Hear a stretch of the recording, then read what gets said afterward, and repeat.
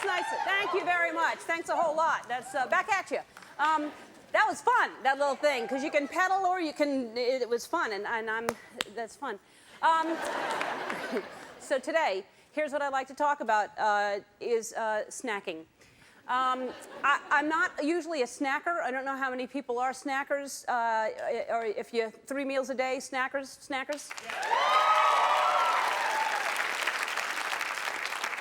And they say you should eat every few hours. That's the best thing for your metabolism, is to eat every few hours instead of spacing it so far away.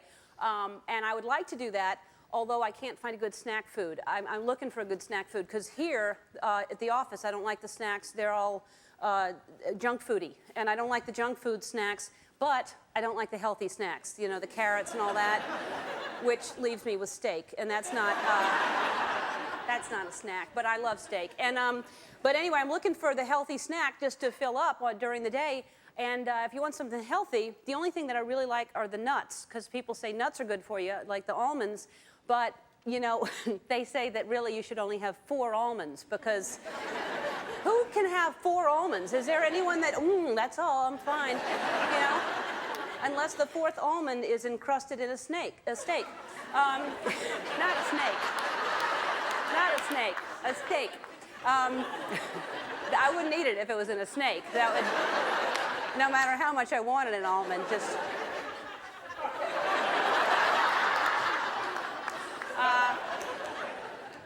But then people say, well, try an apple. And I don't know if I'm the only one. I've never met anyone else like me yet that feels this way, but I hope I do. Apples make me hungry. Anybody else have that? Good, all right. I talk to people about that, and they love apples, and animals, what? I need a snack, I'm a little hungry. But anyway, so, but the apples make me hungry, and so that's not a good snack for me either. And I think apples would be a good appetizer at a restaurant, because it's supposed to whet your appetite, so, but who wants to pay $12 for an apple? So, because appetizer, when you think about it, it's just a fancy name for snack, appetizer. When you go to a restaurant, it's just a name so they can charge more money, because appetizer sounds fancy. But the appetizers at restaurants also never satisfy me, because, for instance, if you order like a shrimp cocktail, that always is risky, because you sound weird going, how many shrimp are in there? You know, you don't want to, but you want to know, because really when you take away the lettuce and the cocktail sauce, it's really just 2 or 3 shrimp. And so they can say shrimp because the plural of shrimp is shrimp. So you don't really know. Nobody says shrimps, and maybe it's shrimp. I don't know what it is, but cocktail, that doesn't even suggest, you know, it should be more than 3. When you have shrimp cocktail, because when I think of the word cocktail, I think of at least 5. You know.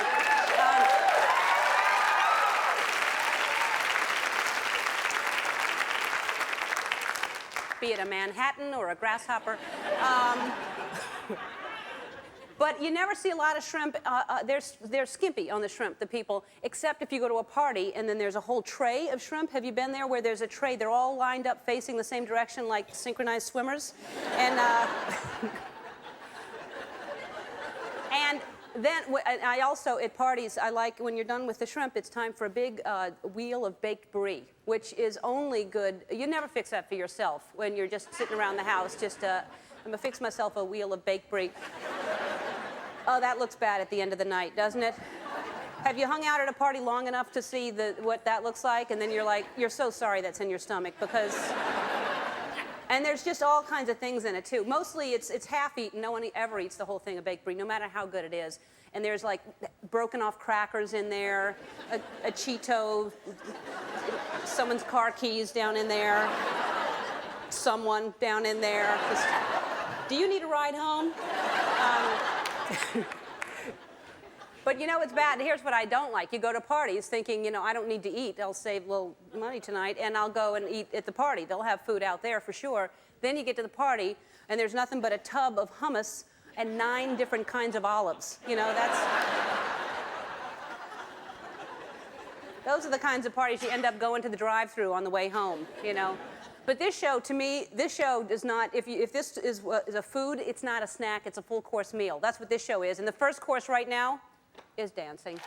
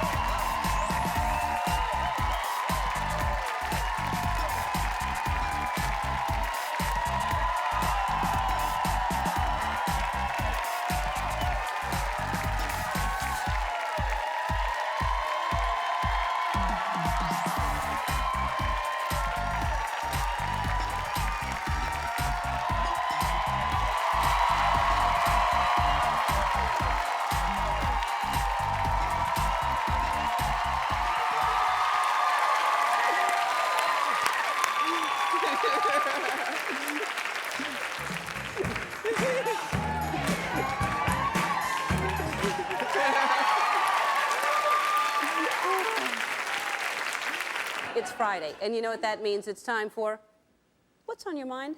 All right. Speaking. So the big finish, I don't know if you follow along. I know you all have jobs and stuff that you have to do. But if you've been watching the show, the big finish started because a woman wrote us and said that you have a crummy ending. Basically, the show's great, but then it's anticlimactic, it's crummy. And so, you know, I try to please everyone. We want to make everybody happy, so we put the big finish on the show. So we get a letter from her. Her name is Judy Curry. Dear Ellen, the big finish. First and foremost, thank you for addressing my letter of March 1st, 2004 regarding the criticism I made about the crummy goodbye at the end of the show. The first big finish, which aired March 19th, totally blew me away. To date, there have been many creative, entertaining ways of saying goodbye. I am surprised to say that it has become my favorite part of the show. Someone must have tapped into my things I think about in my mind on the show, telepathy.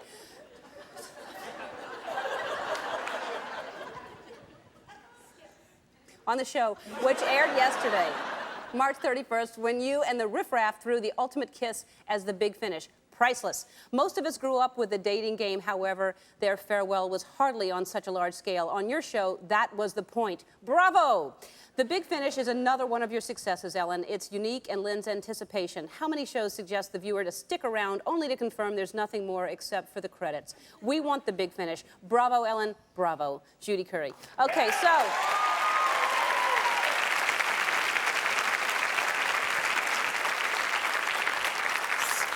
So, once again, we have satisfied our customers. We try to please all the people as much as we can, and we're very happy, Judy, that you're happy with that. And also, then we get a letter. This is, Ellen, I love your show. I'm your #1 fan. You are a comedian with a heart. Not that all comedians don't have hearts, but you have a good heart. I made you a gift that might go well with your donkey and elephant cigarette dispensers. Now, when you and Brittany pretend to smoke, you have the pretend ashtray to go with it. I hope you like it. I don't smoke, and I'm not an advocate for smoking, but I like to make ashtrays as pop art, a little piece of Americana, so to speak. They're my forte a little bit. Keep up the good work with the show. P.S. Your new spectacular show endings are, well, spectacular. So that's Michelle Jurist. And here's what she made. This is incredible. She made this ashtray, and look at that. Isn't that amazing? Nothing comes out. You can't. Isn't that done so well? She's got Ellen's Cool Cigarettes. She's got, and the bottoms, the way they're on skunks. She did for my yard. The good thing about pop art is it doesn't smell like the real thing. That's what I like about this. So, but thank you very much. It's the show colors and everything, and so we're going to keep it right here next to the donkey and the elephant, at least for this show. And then they brought me a snack, which is peanut butter and banana. That's a good snack. It is a good snack. Some protein, some potassium. I thought it was a little better than the almond in the snake idea you had. Well, thank you very much. You don't have to eat it. Thank you. Y'all come over here and sit on Daddy's lap.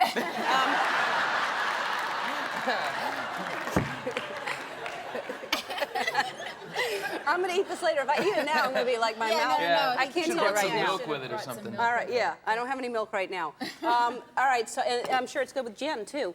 But all right, y'all couldn't be hotter right now. You're on the cover of TV Guide, Entertainment Weekly, Us again, Us Weekly and Us Weekly. Every week you're on Us Weekly, and People. Do you know you're everywhere like this? Yeah, we're busy. We're tired. This Us cover's my favorite, though, because it says, "Is fame tearing them apart?" And we look so happy in the picture. It's like, Well, that's why we have to buy it, to find out if it is. And is fame tearing you apart? no. No. Now, but We're bound by television contracts now. We right. can't go anywhere. Right. It only gets more interesting if you start fighting for us, because we're waiting for that. You know We that. figure we'll finish it off with a divorce. That'll be the season finale. right. And we'll go come full circle. Right. Oh, I'm just kidding. Come on. No, let them do it. Then they get back together. It's another series. Now, It's all over again. yeah, Newlyweds again. And so now, how did you two meet? We met through a manager that we both used to have. So. Yeah, we met here in LA at the Hollywood Holiday Parade. And Nick was wearing overalls. Did you like that or not? I thought it was kind of funny. Did you mean to be funny? What's wrong with the overalls? Uh-oh. Well, it wasn't the overalls. It was the sweater underneath. You know, normally I would think like, you know, t-shirt or something. Right. Uh-oh. Really, it was like a I was going hooded sweatshirt under some overalls.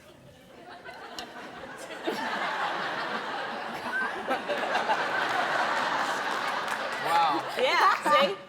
All right, no, she's just kidding, Nick. I'm sure it was very stylish back No, then. it probably was. What was she wearing? Do you remember what she had on? No. No? I remember that she looked great and she was well endowed and that she was really nice to talk to and kind of went from there. Yeah. Well, yes, he noticed that. These are things that guys we just happen to notice. And then girls notice what guys are wearing. Yeah. Well, actually, he brought it more to my attention by saying, you know, I don't have to wear a sweater. I'm really not. They're not trying to cover anything up. No, he's not trying to cover anything up. Well, I think I just want to make sure you knew that I was actually in shape. I was a good-looking guy. I was trying to sell He myself. wanted I was me to know that he desperate at wasn't that point. fat under the overalls. Right. So. No, we know you're not fat. Yeah. You take that shirt off, as a matter of fact. I can't. I would with the microphone. You know, I use the microphone. Well, during the commercial, take it off. All right, so now y'all were together for how long before you got married? 4 years? Because you broke up. Yeah, we you broke broke up up. before you got. Now what happened? Because.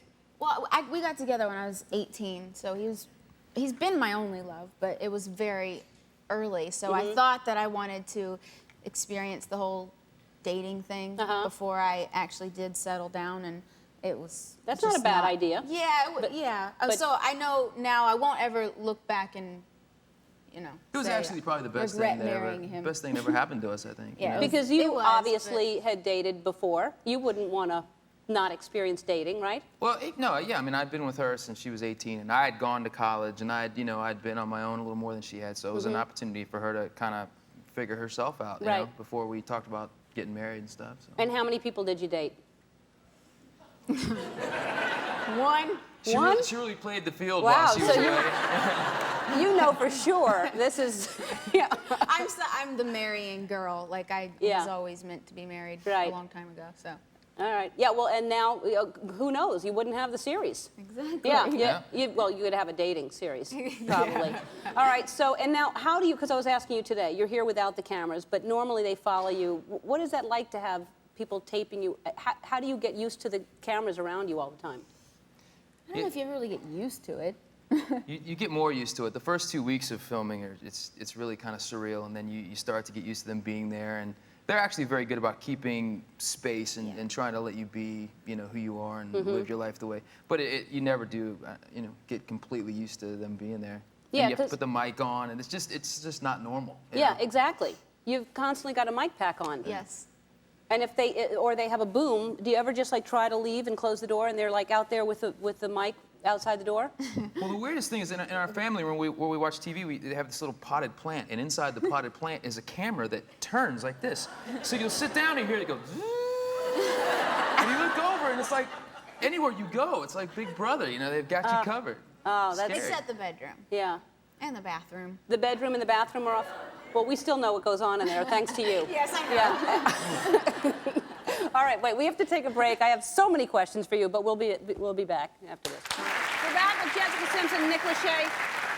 That looks good. That's on this Sunday night at 9 o'clock on ABC. It looks good. We're very excited about it. I'm excited to see it. I miss variety television shows, so I hope it's working out for you. Worst thing about that song is it's like for the next 5 days, it was like Groundhog Day. I felt like I was Bill Murray, and every morning I'd wake up and I kept hearing that. It sticks with you, that song. Yeah. It does. Now it's going to stick with us. Thanks. Hey, so what happens? You said that the cameras aren't allowed in the bedroom, but do you want to have children? Do you want to have a baby? We'll let them in the nursery, just not in our bedroom. Right. But I mean, is that something that y'all want to do? Yes, absolutely. Soon? On camera, no. Yeah, No, not on while camera. I'm not asking that. I think we're still a few years out. I mean, there's so many career things that we want to go for, and it's just it's been such a fantastic year, and there's so many opportunities happening for both of us that I think we want to pursue those, and then. And we also want time alone without cameras before Yeah, we. before babies. Yeah. Yeah, because then you'll never be alone. Exactly. Yeah. You talk about worrying about zzz, you're just going to have wah. And now I can't help but notice this, because you're on the show, you're neat, you're organized, and you're, to say the least, you're the messiest person I have ever seen in my entire life. Thank you. Pretty much. How do you, I mean, that doesn't bother you to be surrounded by clutter? Well, it's clutter that I've thrown out of my suitcase to repack with more clutter. Right. You know what I mean? Like, I'm never home, and I never even called the maid or anything. So it's just, it all piles up and ends up being one big disaster. But it saves steps, actually, to just put it directly into a hamper, or instead I of don't like... know, I'll never wash it. Well, you don't have to wash it. This is genius information Yeah. here. You should listen, seriously. You're actually wasting time. I'm such an organized person that would drive me crazy. You just take it when it's off of you, instead of sitting at someplace, it goes right into, and you'll actually, if you start cleaning, because when I was younger, I never cleaned and I wasn't organized, and all of a sudden something happened where I got organized, and it's such a good feeling, and it's a good stress relief to clean and to be organized. So I got you a starter kit. You did? So yeah, where's the stuff? It's all right. Here's like an Ellen apron. It's an Ellen robot vacuum cleaner. You just turn it on and it goes And it around. just does it itself. Yeah. You've got Ellen living Playtex gloves. All right. There's an Ellen hamper right there. Oh, nice.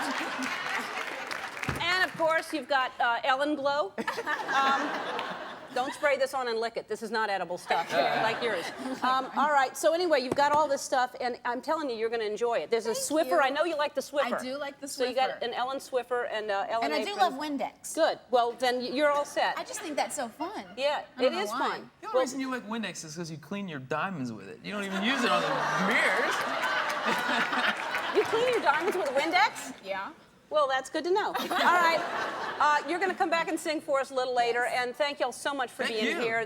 Nick and Jessica Variety Hour airs ABC this Sunday. I'm here Here you on are. Ellen.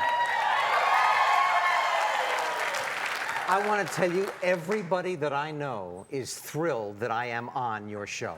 Well, I am thrilled that everybody here is thrilled that you're on this show.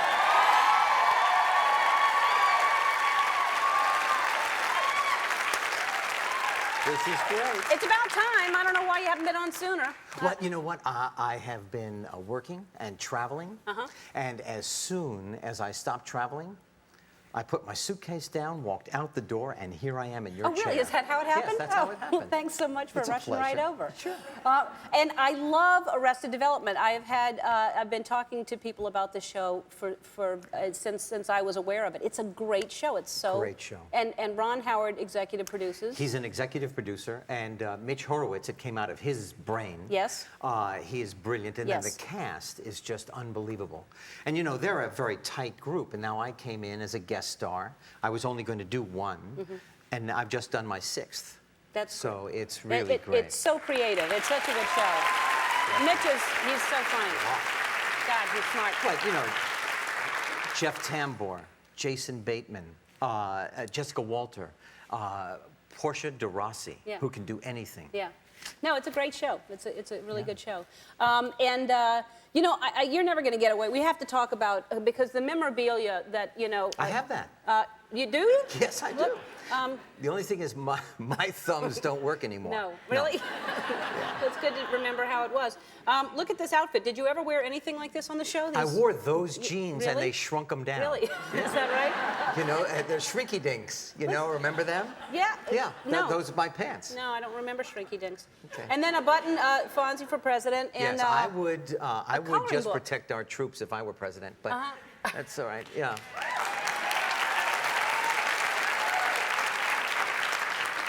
Well, then we should all be wearing these then Yeah, to support really. you in that. And your jacket is in the Smithsonian, is that right? You know, my wife and I went, and my parents, they escaped from Nazi Germany, and they were there in the audience when I presented my jacket to the Museum of America. It was quite a journey. Wow.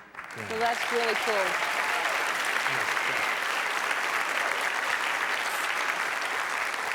So it's so weird to know you as the Fonz. Yes. And now you're work. I mean, I saw you on Hollywood Squares doing Right. that with I you. executive And- produced that with Michael. That's right. And I was hanging out with you there, and just to see how You were much. fabulous there. Oh, I enjoyed it. You were There's fabulous nothing there. better than being a center square.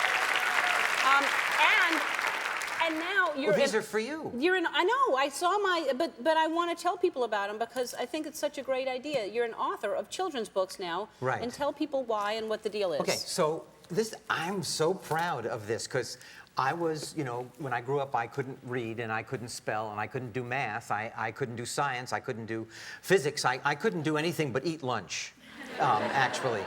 And What kind of lunch would you have? I would have a tuna fish sandwich on Wonder Bread every day. A lot of mayonnaise or a little mayonnaise? I like a lot of I like a wet sandwich. Yes, me so by too.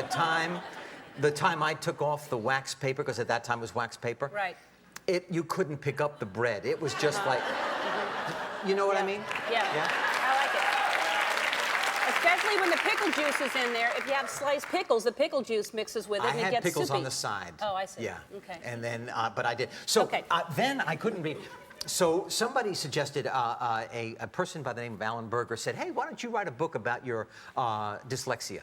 I went, okay. He said, I'm going to introduce you to this fabulous woman, Lynn Oliver. I said, okay.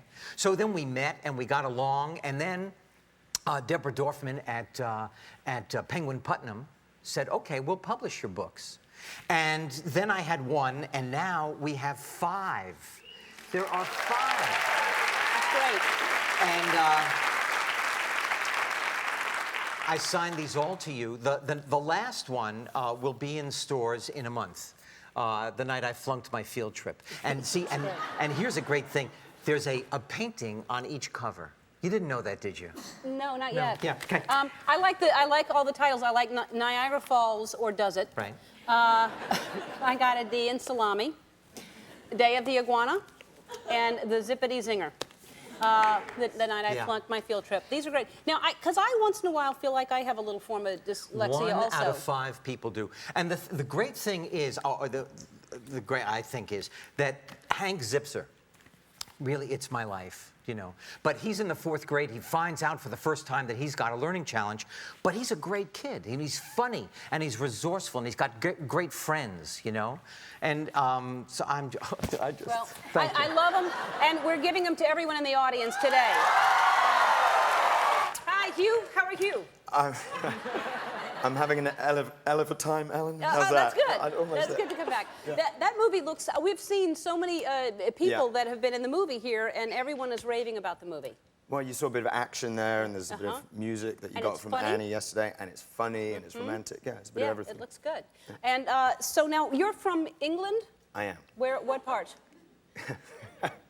Laugh at that. I'm from London, But there's a town specifically with a weird name. Stoke-on-Trent. Stoke Would on. that be it? Yes. That's where I was born. Yeah. Stoke-on-Trent. The Trent being a river, Uh-huh. not some kind of drug. No. I see. All right. Now, because do you know Tony? Tony is also from London. Yeah. mate. How's it going? How are you? Yeah. Well, I don't know. You know, we all know each other, obviously, what I the thought. British. And, Yeah. but I don't know Tony, and I think he's an imposter. Yeah. I've been called worse. Yeah. Now, because we constantly are learning, how do you say P-A-S-T-A? Pasta. Okay. Why would? That's what he says too, pasta. And you would say Pasta. pasta. Yeah, because I don't understand the tomato, that sometimes you do the A's, sometimes you put, so pasta would be pasta. Pasta.